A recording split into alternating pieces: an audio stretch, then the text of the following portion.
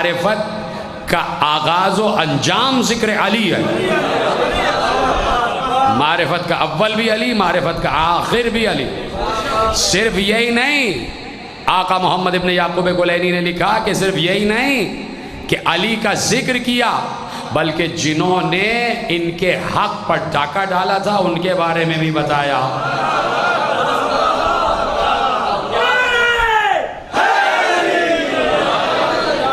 پڑھیے گا جا کے، مولانا کے پاس تو ہوگی اصول کافی، اس میں سے پڑھ لیجئے گا جا کے۔ تو اب معرفت کیا ہے؟ ذکر علی۔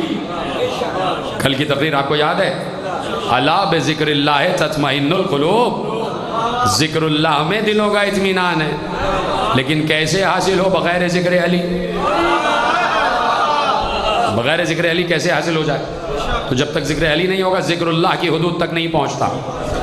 تو اب کہا کہ فَأَخْبَرَهُ بِأَمِيرِ الْمُؤْمِنِينَ، مولا نے اس کو امیر المومنین کا تذکرہ ذکر شروع کر دیا، بتایا فضائل کیا ہیں علی کے، یہی تو کہا ہوگا نا علی کے بارے میں، علی کی سیرت، علی کا کردار، علی کے فضائل، علی کے معجزات، علی کا اختیار، علی کا اقتدار، علی کا اولی الامر ہونا، علی کا ولی اللہ ہونا، علی کا وصی رسول اللہ ہونا، علی کا جانشین نبی ہونا، علی کا خلیفتہ بلا فضل ہونا، علی کا علم، علی کا حلم، علی کی شجاعت، علی کی سخاوت، علی کی فصاحت، علی کی بلاغت، علی کی شرافت، علی کی سیادت، علی کی نجابت، علی کی ولایت، علی کی طہارت، یہی سب تو بتایا ہوگا نا۔ تو بھائی یہی سب تو ہم بھی بتا رہے ہیں۔ تو اپنوں کو بعض اوقات ہضم نہیں ہوتا، یہ ذکر علی ممبر سے اپنوں کو ہضم نہیں ہوتا کہ یہ بس ذکر علی کیے جا رہے ہیں، ہم قوم کو سلا رہے ہیں۔ قوم کو سلا نہیں رہے، جگا رہے ہیں، بتا رہے ہیں کہ معرفت کے بغیر ہر عبادت ناقص ہے۔ قبلہ، معرفت کے بغیر ہر عبادت ناقص ہے۔ جب تک اللہ ہی کو نہ پہچانا تو سجدہ کس کا کر رہے ہو بھائی؟ اور اللہ کی معرفت بغیر معرفت علی ہو ہی نہیں سکتی، اس لیے کہ اللہ دکھائی نہیں دے رہا، علی دکھائی دے رہے ہیں۔ توجہ ہے نا؟ ابھی روایت ختم نہیں ہوئی، ابھی روایت آگے بڑھ رہی ہے۔ تو علی علی کرنا شروع کر دیا مولا نے، ذکر علی شروع کر دیا، اور باقیوں کا بھی تذکرہ میں بتا چکا، ان کا بھی کیا۔ تو اب انہوں نے پوچھا کہ علی کے بعد کون ہے؟ علی کے بعد کون ہے؟ انہوں نے کہا علی کے بعد ان کا بیٹا حسن۔ پھر حسن بن عبداللہ نے پوچھا حسن کے بعد کون؟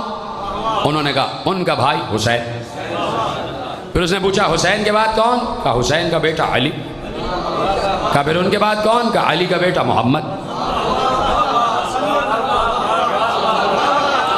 کہا محمد کے بعد کون؟ کہا ان کا بیٹا جعفر۔ کہا اور ان کے بعد کون؟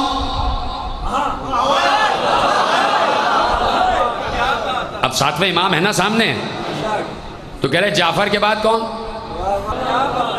کہا بتاؤں گا تو یقین کرے گا؟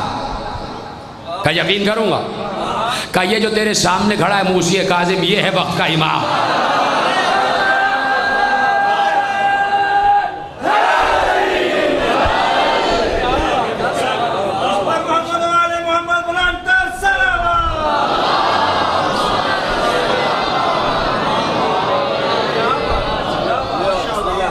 توجہ ہے نا آپ کی؟ کہا یہ جو تیرے سامنے میں کھڑا ہوں، میں ہوں اس وقت کا امام،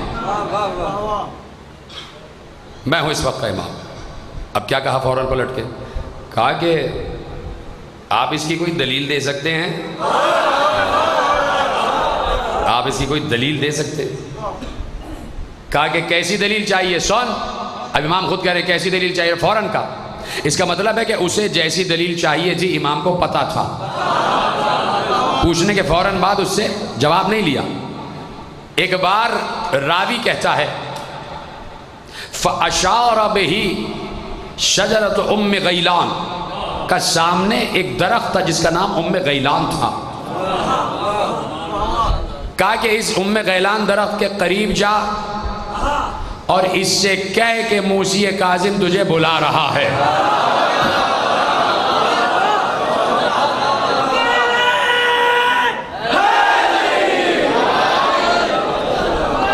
سلامت رہیں آپ۔ کہا کہ اس درخت سے کہو کہ موسی کاظم تجھے بلا رہے ہیں، اقبلی، قریب آ جا ان کے، وہ بلا رہے ہیں۔ تو اب جیسے ہی حسن بن عبداللہ نے کہا، امام نے نہیں کہا، اس کا مطلب ہے کہ ولی وہی ہوتا ہے کہ اپنی زبان کا اثر کسی زبان میں منتقل کر سکتا ہے، چاہے چند لمحوں ہی کے لیے کیوں نہ ہو۔ تو فوراً کہا کہ جاؤ اور اس درخت سے کہو کہ سامنے موسی کاظم کھڑے تمہیں بلا رہے ہیں۔ کہنے والا ولی امر نہیں تھا، کہنے والا ولی امر نہیں تھا، ولی امر کا اجازت یافتہ تھا۔ تو کم از کم ایسے ہی بن جاؤ کہ ولی امر سے اجازت تو مل جائے، کن کہنے کی اجازت تو مل جائے کم از کم۔ تو اب میرے عزیزو، جیسے ہی کہا وہ درخت اڑتا ہوا آیا، تو آتے ہی مولا کو سلام کیا۔ جب سلام کیا تو جواب سلام آیا، اور جب جواب سلام آیا کہا اے ام غیلان بتا میں کون ہوں؟ کہا انت حجت اللہ فی الارض۔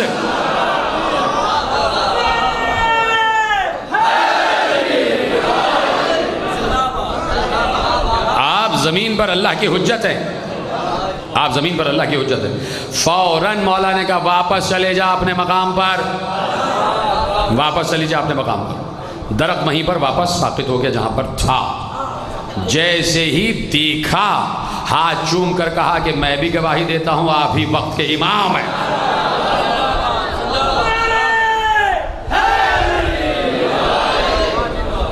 توجہ آپ کی ہے یقیناً میری ذرا، خدا کا شکر ہے کہ توجہ ہے۔ تو اب معرفت کیا ہے؟ معرفت ہے ذکر علی۔ اور ذکر علی میں اکثر کہتا ہوں اس کا یہ مطلب نہیں ہے کہ عبادتوں سے غافل کر دے، ذکر علی عبادتوں میں اور نکھار پیدا کرتا ہے، یہ ہے ذکر علی۔ ذکر علی عبادتوں میں اور نور پیدا کر دیتا ہے۔ عبادت اپنی ذات میں صرف ایک وجود ہے، صرف ایک جسم ہے۔ ذکر علی اس جسم کی روح ہے۔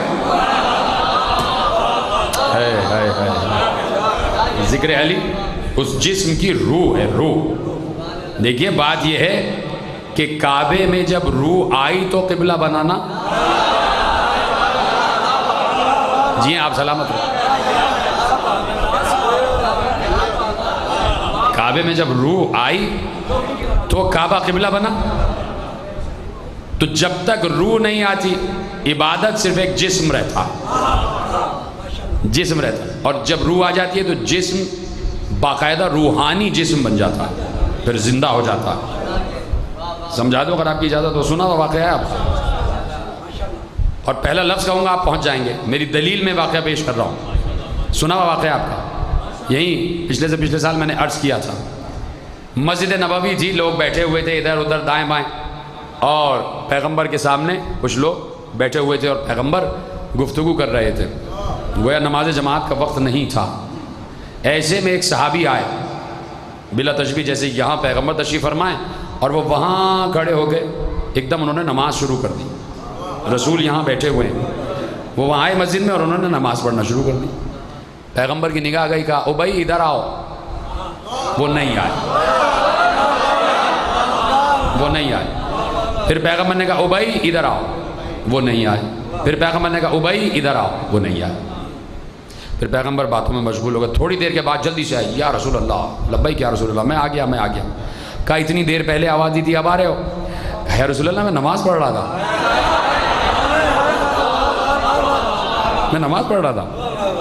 یا رسول اللہ میں نماز پڑھ رہا تھا۔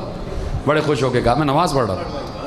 پیغمبر نے کہا تم نے قرآن میں یہ آیت نہیں پڑھی سورہ مبارکہ انفال کی، یا ایھا الذین آمنوا استجیبوا للہ وللرسول اذا دعاکم لما یحییکم، اے ایمان والو جب بھی تمہیں اللہ اور اس کا رسول پکارے فوراً دوڑتے ہوئے آؤ،